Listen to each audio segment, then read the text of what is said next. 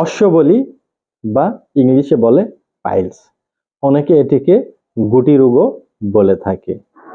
এই রোগটি যাদের মধ্যে থাকে তাদের পুরাতন অভ্যাসগুলোর মধ্যে অতিরিক্ত মশলাযুক্ত খাবারের প্রবণতা থাকে এবং এই ব্যক্তিদের শাকসবজি কম খাওয়ার প্রবণতা থাকে, তেলে ভাজা খাওয়ার প্রবণতা বেশি থাকে।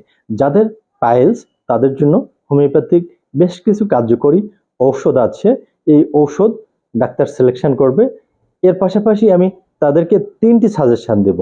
নাম্বার 1 নাম্বার হচ্ছে তেলে ভাজা যে সকল জাঙ্ক ফুড আছে এই খাবারগুলো আপনারা এড়িয়ে চলবেন।